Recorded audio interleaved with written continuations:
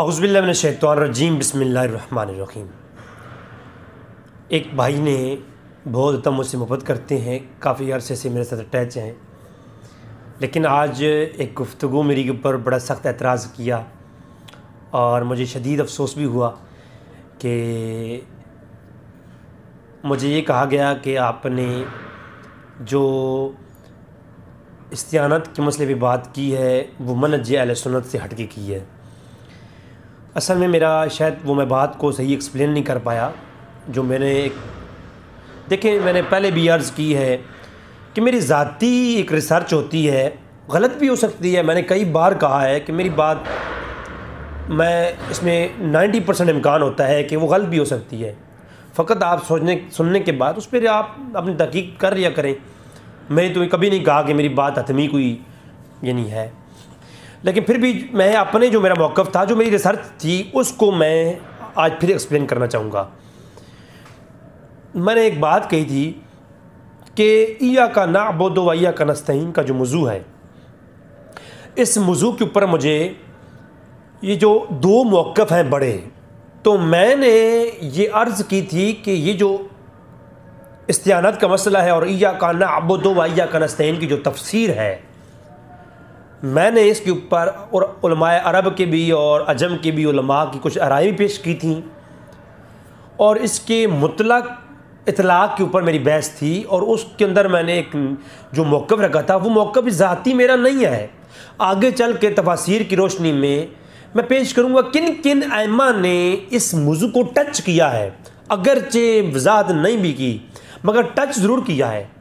और मैंने कुरान करीम के ऊपर कई एक आप लोगों के सामने मसाइल और रिसर्च रखी हैं, क्योंकि मेरा ज़्यादा रिसर्च है एथियज़म के मुताल्लिक और कुरान करीम और साइंस के हवाले से मैं रिसर्च करता हूँ। तो वो जो मैं जिस नज़रिए से मैं रिसर्च कर रहा होता हूँ वो ये मसालिक और इन झगड़ों से एक साइड की दुनिया में होती है कि अगर नॉन मुस्लिम क्वेश्चन करें कुरान करीम के ऊपर तो हम क्या जवाब देंगे। जैसा आदम अलैहिस्सलाम के मुताल्लिक मैंने कई अहबाब से क्वेश्चन किए हैं, जवाब नहीं आया। यहाँ पर भी मेरी जो रिसर्च थी वो फ़कत जो है एक न्यूट्रल वे पे थी, ना कि मैं यानी बरेलवी, देवबंदी, वहाबी, गैर मुक़ल्लिद इन हज़रात के किसी मसाइल में पढ़ रहा था मैं। तो उसी मसले को मैं दोबारा डिफ़ाइन कर देता हूँ। मेरी अपनी ज़ाती रिसर्च है, आप इसे फेंक दें, दीवार पर मार दें, लेकिन नाराज़ तो ना होना। मेरी बात को अगर आपने तवज्जो से सुना होता तो मेरी फ़कत जो गुफ्तगू थी वो इतलाक़ के मुतल्लिक थी कि इय्याका नअबुदु ये एक वजूद है और नस्तईन एक दूसरा वजूद है।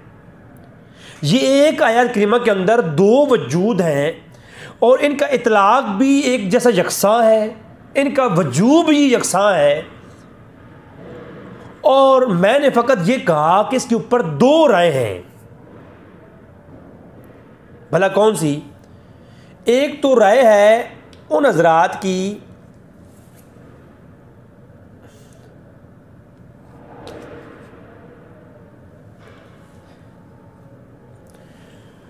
मैंने अर्ज़ की कि इसके ऊपर दो राय हैं। एक तो राय है उन हज़रात की जो ये कहते हैं कि इय्याका नअबुदु ये खसूस के साथ है और जो नस्तईन है ये अमूम के साथ है। यानी नअबुदु इबादत सिर्फ़ अल्लाह की और इस्तियानत में गैरुल्लाह से इमदाद भी ले सकते हैं और वो औलिया अल्लाह का मौक़िफ़ है उनका। तो एक ये ग्रोह जिसका मैंने एक बड़ी मोहब्बत के साथ फ़कत इतनी सी बात कही है कि अहले सुन्नत के किसी मौक़िफ़ के ख़िलाफ़ नहीं गया, फ़कत मैंने एक रिक्वेस्ट की है कि ये जो मौक़िफ़ है इसको आप सामने रख लें कि जिन उलमा ने ये लिखा कि जनाब ये नअबुदु तो मुतलक है लेकिन इसका इतलाक़ बिल्कुल वाज़ेह है, लेकिन जो नस्तईन है इसमें नहीं, ये जो इमदादें हैं वो अल्लाह के लिए ख़ास नहीं है, बाज़ गैरुल्लाह से इमदाद भी हासिल होती है। तो ये एक मौक़िफ़ था मैंने पेश किया। दूसरा मौक़िफ़ था कि एक ऐसा गिरोह है जो ये कहता है कि नहीं, इबादत भी अल्लाह से और इस्तियानत भी अल्लाह से, मगर उसके अंदर उन्होंने जो इस्तियानत है दोनों को मुतलक रखा, दोनों को मखसूस रखा और दोनों की तफसीर बयान करते हुए दोनों के वजूब को भी यकसां रखा और उसके बाद इस्तियानत के अंदर डिवाइडिंग कर दी। वो डिवाइडिंग ये कि इबादत तो सिर्फ अल्लाह की है, मगर इस्तिआनत मा फौक़ल असबाब अल्लाह से और मा तहतल असबाब हम एक दूसरे की इमदाद भी कर सकते हैं। तो मैंने इन दोनों नज़रियात का एक रिसर्च की बुनियाद पर मैंने ये कहा कि ये दोनों नज़रियात इस आयत का हक अदा नहीं कर रहे, और मैं इसी पर मैं इंशाअल्लाह अगली एपिसोड के अंदर आपके सामने वो अइम्मा की आराएं और मुफस्सिरीन की आराएं पेश करूँगा जिन्होंने इन्होंने इसके ऊपर मुतलक का भी कहा और इसका इतलाक़ भी बिल्कुल कामिल रखा, इसकी डिवाइडिंग वगैरह कहीं भी नहीं की है। तो फिर मेरा जो मौक़िफ़ होगा जो मैंने पेश किया वो भी इंशाअल्लाह उसके ऊपर भी अइम्मा के अक़वाल भी आ जाएंगे। मैंने ये मौक़िफ़ पेश किया कि जो पहला गुरूह है उसने भी आयत करीमा का पहला हिस्सा तो मुतलक रखा, नस्तईन के अंदर क्या कहा कि ये इसमें बाज़ गैरों से भी इस्तिआनत बिल्कुल जायज़ है। तो दूसरे वाले ये कहने लगे कि नहीं, मा फौक़ल असबाब तो नाजायज़ है, मा तहतल असबाब जायज़ है। तो मैंने ये कहा नहीं, ये दोनों नज़रियात इस आयत की जो एक उसका स्ट्रक्चर है उसको कंप्लीट नहीं कर पा रहे। मसलन मैंने अर्ज़ ये की कि इस आयत का दोनों चीज़ें मखसूस हैं, अपने पूरे लवाज़िमात के साथ मखसूस हैं। इस आयत के अंदर इस्तिआनत और इबादत दोनों अपने पूरे लवाज़िमात के साथ कामिल हैं। किसी एक की भी किसी एतबार से भी नफ़ी कामिल सादर नहीं होती, किसी एक एतबार से भी। फिर जब मैंने ये मौक़िफ़ पेश किया कि ये इबादत भी अल्लाह की और इस्तिआनत भी अल्लाह की, और इसमें किसी किस्म का भी कोई गैर का शरीक होना जो है वो उसका वहाँ भी नहीं पाया जा सकता। जब मैंने सिर्फ ये मौक़िफ़ पेश किया, अब इस मौक़िफ़ पर सवाल उठाया मैंने खुद ही और उसका जवाब भी दिया। सवाल ये उठाया कि अगर ये बिल्कुल दोनों मुतलक हैं, इस्तिआनत और इबादत, तो फिर जो हम एक दूसरे से ये इस्तिआनत लेते हैं तो ये इस मुतलक से कैसे बाहर निकलेगी? एक सवाल मैंने खुद उठाया और उसका जवाब भी दिया। ये तो फिर शिरक है। अगर वो इस्तिआनत भी अल्लाह ही से है, किसी गैर से ज़रा बराबर भी नहीं, मुकम्मल लवाज़िमात के साथ जब उसको मानेंगे तो यकीनी सी बात है कि किसी ज़र्रा बराबर भी जो चीज़ अल्लाह के लिए किसी और के लिए मान लेना शिरक हो जाएगा।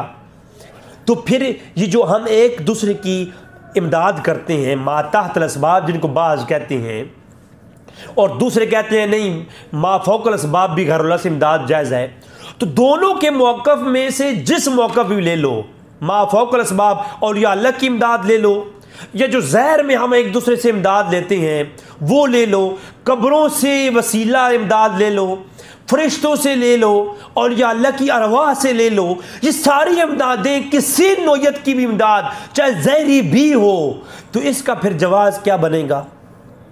क्या इनमें से ये अक़ीदा रखने वाले गुमराह हैं?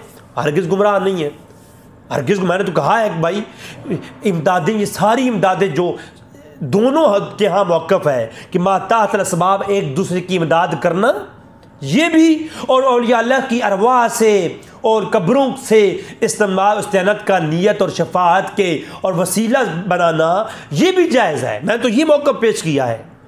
लेकिन दलील क्या है इसके ऊपर? दलील मैंने ये पेश की कि ये जितनी भी इमदादें हैं ये मा फौक़ल असबाब हो या मा तहतल असबाब हो, वलियों से हो, मरने के बाद हो, मरने से पहले हो, रूहों से हो, किसी नौयत की इमदाद जो हम दुनिया में लेते हैं, हर मसलक के यहाँ ये इमदादें ली जाती हैं। इधर वहाबिया के यहाँ वो मा तहतल असबाब की इमदादों के कायल हैं, और उधर जो है वो गैरुल्लाह की दिगर जो हज़रात वो भी इमदाद की कायल हैं। तो जब मैं मुतलक मानता हूँ तो इन दोनों की मुतल्लिक़ क्या राय है?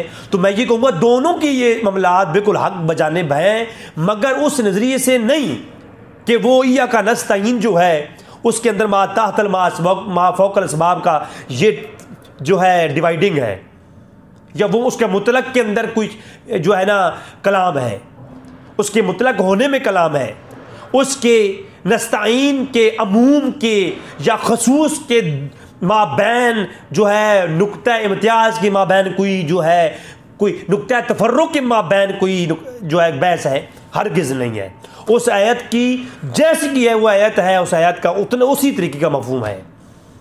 तो फिर सवाल ये होता है कि रिजवी साहब, जब आप वो कहते हैं वो आयत हर लिहाज से मुतलक है, तो ये जो इस्तिआनत आप लेते हैं, ये जो आप एक कहीं पैसे मांगने हो किसी से मांग लेते हैं, खाना खाना हो किसी से मांग लेते हैं, ये जो दुनिया में आप एक दूसरे की इमदाद लेते हैं, जब मुतलक मानेंगे तो ये भी शिर्क है।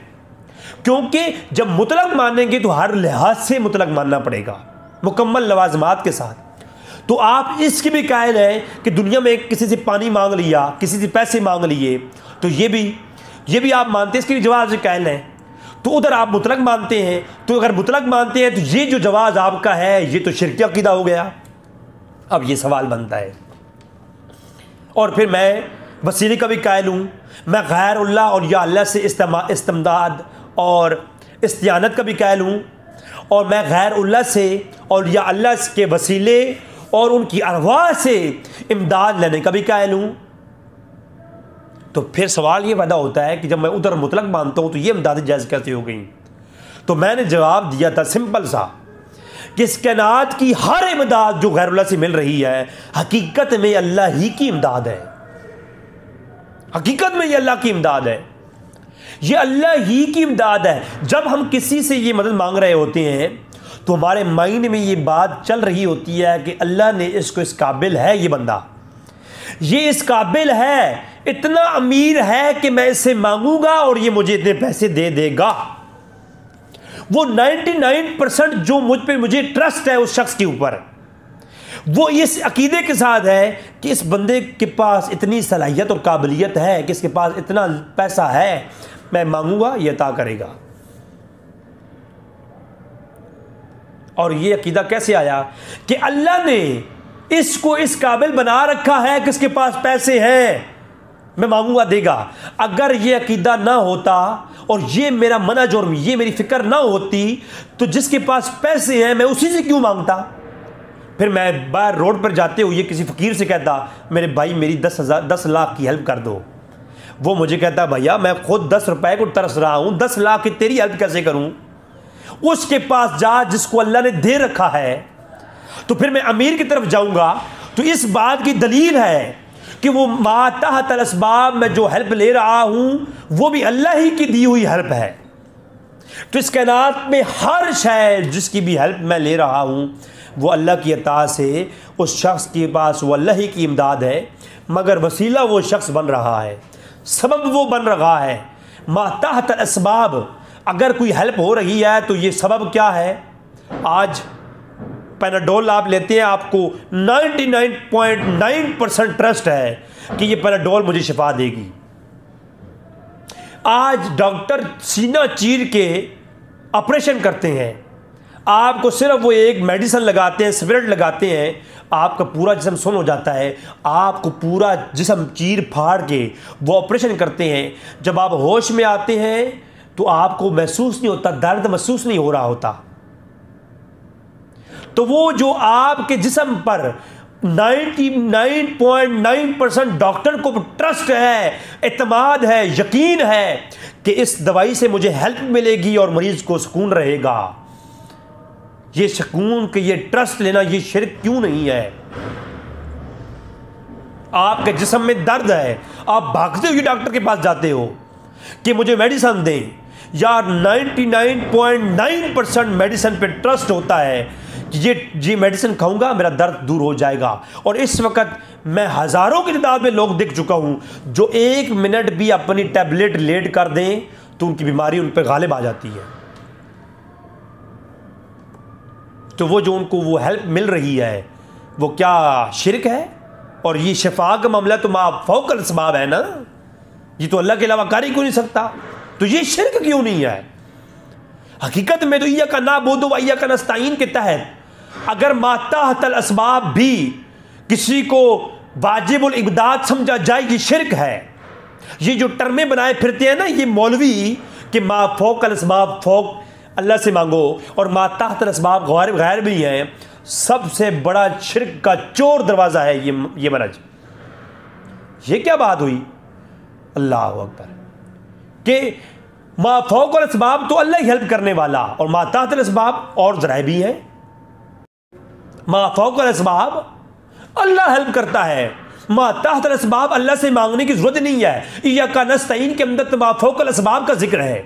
मा ताहतल असबाब तो हर चीज़ जितनी भी मा ताहतल असबाब है और लोग भी करते हैं, तो ये सबसे बड़ा शिर्क की तरफ ले जाने वाला रास्ता है कि अल्लाह के लिए आप ये शान बयान करते हो मा फौकल असबाब इय्याका नस्तईन है, और मा ताहतल असबाब नो प्रॉब्लम जी, हर बहुत सारे, ये दुनिया के तो हर निज़ाम मा ताहतल असबाब चल रहा है।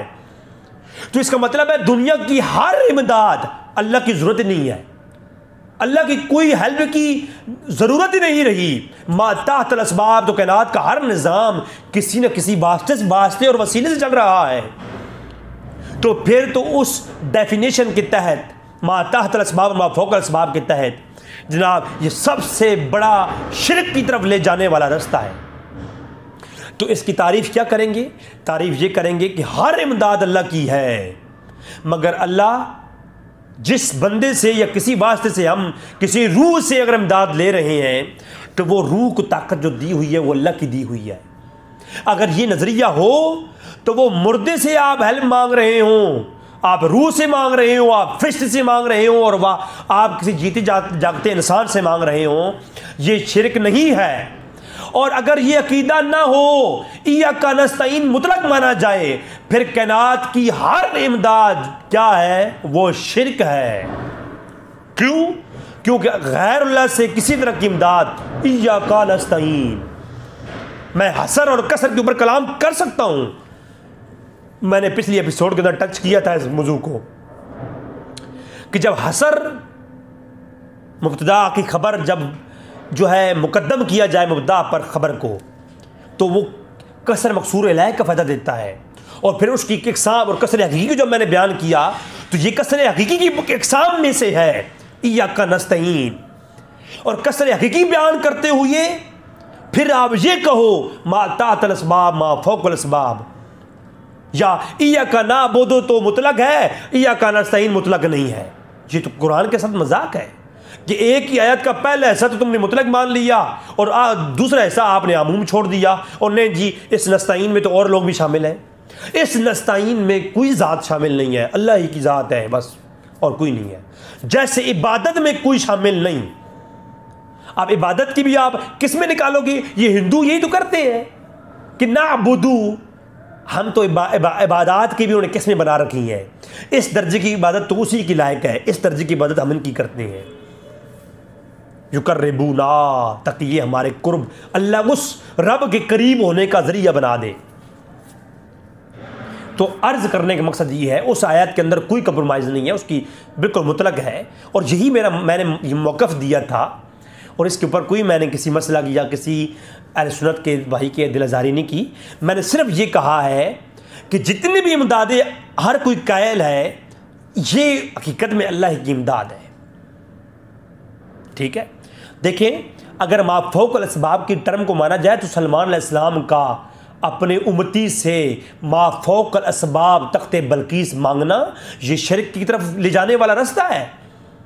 और वो सलमान अलैहिस्सलाम उल्लिमना मंतिक़ अत-तैर व ऊतीना मिन कुल्लि शै, हाय हाय इन्न हाज़ा लहुवल फद्लुल मुबीन। ये जिसके पास, जिस सलमान के पास ये इल्म हो, उसकी इल्म की शान ये हो, वो ये कहेगा कि कौन है तख्ते बल्कीस लेके आए? क्या सलमान तुझे मालूम नहीं कि मा फौकल असबाब अल्लाह के सिवा कोई हेल्प नहीं करता? और फिर हद हो गई यार, मा फौकल असबाब मसला और जिन खड़ा हो गया, क़ाल इफ़रीतु मिनल जिन।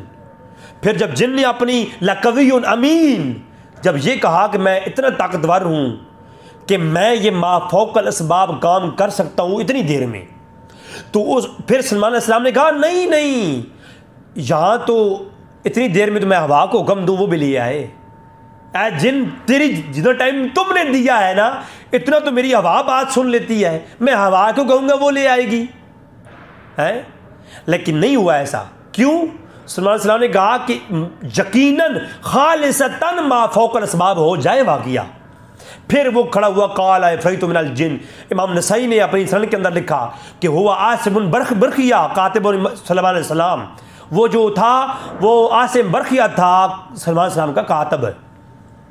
तो वो लेके आया फ़ौक़ल असबाब इन हाज़ा बिन फ़द्ल रब्बी। है जी, ये शिरक क्यों नहीं हुआ? क्या नबी असबाब शिरक की तरफ इंसानों को मुतवज्जे करते नहीं हैं? क्या यूसुफ की कमीज की तरफ शिरक का वसवसा नहीं जाता? ऐ नबी तू डायरेक्ट, हाय हाय हाय, नूही इलैक, जिनकी तरफ वही की जाती है, वो बाप और बेटा एक कमीज के ऊपर भरोसा रख करके उनको असबाब बीनाई बना रहे हैं। मेरे अल्लाह, जब तू जानता है कि ये बेजान चीज़ों की तरफ रग़बत ये शिरक के असबाब की वजूह है, ये शिरक की तरफ ले जाने वाला रास्ता है, तो मेरे मौला ये नबियों से ये शिरक के वजूह वाले अमल करवा करके कुरान में उम्मत मोहम्मदी को क्यों बयान कर रहा है? एक गैरुल्लाह पत्थरनुमा चीज़ से, एक पत्थरनुमा चीज़ से नबी उम्मीद शिफा रख रहा है और आंखों पर लगा रहा है। एक नबी ने कह दिया था तो बाप कहता कि नहीं नहीं, यूसुफ ने कहा है मगर मेरा रब खुद सुनने वाला है, वो समी व बसीर है, मैं अभी दुआ उठाऊंगा, हाथ उठाऊंगा, मेरी दुआ कबूल होगी। जिसने जकरिया और याह्या को औलादें दी, बुढ़ापों के अंदर वो मेरा रब मुझे आंखें दे सकता है, मैं कभी भी इस कमीज को वसीला नहीं बनाऊंगा। लोग देख रहे हैं, लोग गुमराह हो जाएंगे। यहूद व नसारा ने तो बुतों की पूजा करना शुरू कर दी थी, अपने नेक बंदों की। इसके ऊपर मेरा कलाम आ रहा है आगे, डॉक्टर जुबैर साहब के जवाब दूंगा इंशाल्लाह। तो यहूद व नसारा तो नेक बुजुर्गों के बुतों की पूजा करने लग गए, बुत बना करके। तो मेरे मौला, ये कमीज़ का भी फितना ना खड़ा हो जाए। है सामरी ने एक बछड़ा बनाया, वो बोलने लगा तो लोगों ने तो उसकी पूजा करना शुरू कर दी। मेरे मौला, कहीं कमीज़ के मामले में भी लोग गुमराह ना हो जाए। तो ऐसा मामला क्यों हो रहा है? तो यूसुफ ने ना एतराज़ किया, ना याकूब ने एतराज़ किया। तो फिर अमर इस बात का है कि ये वो कमीज़ जो लाई गई और यूसुफ की कमीज़ को याकूब ने आंखों पे रखा, ये शिरक क्यों नहीं हुआ? आज तो कोई शख्स किसी वली की कब्र पर हाथ रख के अपनी शिफा की नीयत से आंखों पे लगा ले, मौलवी के पेट में मरोड़ पड़ते हैं कि जनाब ये तो शिरक है, ये गुनाह है। मैं पूछता हूँ, कुरान के अंदर मुझे बताओ कि यूसुफ की कमीज़ को आंखों पे लगाने का फलसफा ये शिरक क्यों नहीं है? लिहाजा इस मसले की नौयत को समझना चाहिए। वो जितनी इमदादें जो अंबिया लेते रहे, वो सारी इय्याका नअबुदु व इय्याका नस्तईन में गुम हैं। वो अंबिया के लिए जो अमल मुतलकन शिरक है उम्मत के लिए, वो अमल नबियों के लिए कैसे तौहीद हो गया? व इन मौला हो, ऐ महबूब तेरा मौला अल्लाह है, वह जिब्राइला, और जिब्राइल तुम्हारे मददगार, व जिब्राइल व सालिहुल मोमिनीन, नेक लोग भी। मेरे मौला, जब तमाम इमदादें तुम्हारी ही हैं तो जिब्राइल और सालिहुल मोमिनीन ये क्या मतलब है? मतलब वही है कि अल्लाह ही की इमदाद है जो जिब्राइल के ज़रिए बदर के अंदर होगी, और अल्लाह ही की इमदाद है जो तलवारों के ज़रिए तुम्हारे जिहाद के करने वाले मोमिनीन करेंगे। तो जितने भी मोमिनीन, जितने भी लोग इमदादें करते हैं, ये हकीकत में अल्लाह की दी हुई ताकत से ही है। अल्लाह ताकत ले ले तो ये इमदाद कभी भी नहीं कर सकते। तो जो भी आप लोग किसी मुर्दा से, जिंदा से इसी नीयत से करते हो कि अल्लाह ने ये इस काबिल, इस बाकमाल सिफात से इस शख्स को नवाजा है कि ये इमदाद कर सकता है। जैसा कि वो रवायत मशहूर है कि जब तुम जंगल में हो, तुम्हारी कोई चीज़ गुम हो जाए या तुम रास्ता भूल जाओ, तुम ये कहो कि या इबादल्लाह गैसूनी, कि ऐ अल्लाह के बंदों मेरी मदद करो। अब इस पे बड़े बड़े ऐमा का काबरीन का अमल है। वो जो ऐमा का अमल है इस हदीस के ऊपर, क्या वो मुशरिक नहीं हुए? क्यों नहीं हुए ये मुशरिक? और वो सहाबा किराम जो हजूर के बालों की बरकत और उनकी इमदाद और उनसे शिफा और उनसे जो है वो अकीदा है शफाअत रखते थे, मुझे ये बताएं उनके ऊपर ये फतवा क्यों नहीं जाता? इय्याका नस्तईन उनको नहीं मालूम? मेरी बात समझी नहीं आपने? अल्लाह करे मेरी बात आपको समझ आ जाए। अगर ये हजूर की कब्र पर जा करके सहाबा किराम जो दुआएं करते रहे और हजूर को खिताब करते रहे, या रसूलल्लाह इस्तिस्किल अली उम्मती का फ़ाइन उनका दालकू, ऐसे खिताब करते रहे, मुझे बताओ ये शिर्क क्यों नहीं हुआ? क्योंकि जो नबी भी अपने से कुछ भी नहीं करता, नबी की जो ताकत अता की गई है वो अल्लाह की तरफ से की गई है, और वो नबी भी तुम्हारी इमदाद करे। अगर अबू हुरैरा को मा फौकल असबाब हाफजा दे दे नबी, तो वो अबू हुरैरा को हाफजा अता करना भी अल्लाह ही की अता है जो नबी को अता की गई। और नबी अगर तुम्हें आंखें दे दे, नबी अगर मुर्दों को जिंदा करे, नबी अगर तुम्हें शफाएँ दे, हाथ फेरे हज़ारों की तादाद में लोग शफा याब हो जाएं ईसा की बरगाह में। इन्नी अखलुकुल्लकुम मिनत्तीन कहियत तैर, ये जो परिंदे बना करके उनमें जाने डालें फूंके मार करके, तो ये अगर ताकतें और कॉम्पिटेंसियाँ और ये कमालात अदा किए जाए अम्बिया को, ये अम्बिया के अपने नहीं हैं, ये अल्लाह ने उनको ये ताकत अता की है। तो अगर ईसा किसी मुर्दे को जिंदा करते हैं तो हकीकत में ये अल्लाह का जिंदा करता है। यदुल्लाह, नबी ने अपना हाथ दिया, अल्लाह ने फरमाया ये हाथ नबी का हाथ नहीं है, अल्लाह का हाथ है। ये क्या है यार? कुरान कह रहा है अल्लाह का हाथ है। कुरान में जो है जिक्र है नबी के हाथ का।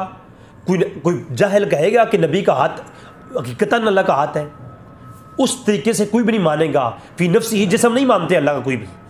लेकिन ये कि ये अल्लाह की दी हुई अता है कि इस हाथ को जिसमें तुम बैत ले रहे हो, ये हकीकत में तुम नबी के हाथ पे बैत नहीं ले रहे, ये अल्लाह के साथ तुम वादा कर रहे हो। तो इसी तरीके से वो बज़ाहिरन हाथ तो नबी का था और हकीकत में वो वादा किससे? अल्लाह से था। तो इसी तरीके से आप जिससे भी मा फौकल असबाब मा तहतल असबाब, ज़हर से पोशीदा से जिस तरीके की भी हेल्प ले रहे हैं, मांग रहे हैं, अगर उसको आप अल्लाह का बंदा समझते हैं तो आप यकीनन इसी अकीदे से मांग रहे होंगे कि ये इस काबिल है, अल्लाह ने ये कॉन्फिडेंस ये अता की है, शान अता की है, वो तुम्हारी मदद कर सकता है। तो ये कभी भी शिरक की ज़ुमरे में नहीं आएगा। हाँ, अगर ऐसा अकीदा हो कि अल्लाह के सिवा ज़मीन में ये माताहतल असबाब, खैर ये इमदाद करते हैं, मुतलक वाजिबुल इमदाद किसी बंदे को समझ लेना, ये शिरक अकबर है। अल्लाह का बंदा समझ करके, अल्लाह का मज़हर समझ करके उसको वाजिबुल इमदाद समझना, ये जनाब शिरक हरगिज़ नहीं है। अगर ये शिरक है तो कोई माइकल लाल पैदा ही नहीं हुआ जो मेरे सामने बैठ के मुझे कुरान समझा सके। बिस्मिल्लाह, मैं तो रेडी हूँ, आप यूट्यूब पे लाइव आ जाएं मेरे साथ, मुझे समझाएं ज़रा। मैं कुरान पढ़ता हूँ, अलहम्द से शुरू करूँगा, मुझे सिर्फ पहली आयत ही समझा दें, अल्हम्दुलिल्लाहि रब्बिल आलमीन, ये हम्द के ऊपर ही मुझे आप समझा दें। फिर अगर ये आप मुतलक और इतलाक और इन चीज़ों के ऊपर जाएंगे तो अल्लाह तबारक तआला से दुआ है। हरगिज़ मैं किसी भाई का दिल आज़ारी नहीं करता, मेरी अपनी शौक़ है और मैंने कई दफ़ा कहा है मैं उलमा की फील्ड से नहीं हूँ, मैं किसी मसला किसी फ़िरक़े या उस तरह का मेरा मिजाज नहीं है। एक ज़ाती मेरी राय है, ज़ाती रिसर्च है, गलत भी हो सकती है। और ये रिसर्च तो आदम अलैहिस्सलाम की रिसर्च मेरी साथी है, उस पर आप एतराज़ करते तो बात थी। दीगर कुरान करीम के ऊपर मेरी रिसर्चेज़ हैं जो आदम अलैहिस्सलाम के सजदे के मुतल्लिक हैं, उनके ऊपर आप एतराज़ करते तो बात होती। ये तो बात जो मैंने की है ये तो किताबें में मौजूद है, ये तो मेरी ज़ाती रिसर्च भी नहीं है, ये तो मौक़िफ़ ऑलरेडी अहले सुन्नत की किताबों में मौजूद है। इंशाअल्लाह तबारक व तआला मैं नेक्स्ट एपिसोड के अंदर उसको बयान करूँगा कुतुब अहले सुन्नत की तफसीर से। दुआ का तालिब आपका भाई रज़ी भाई। अस्सलामु अलैकुम वरहमतुल्लाहि वबरकातुहू।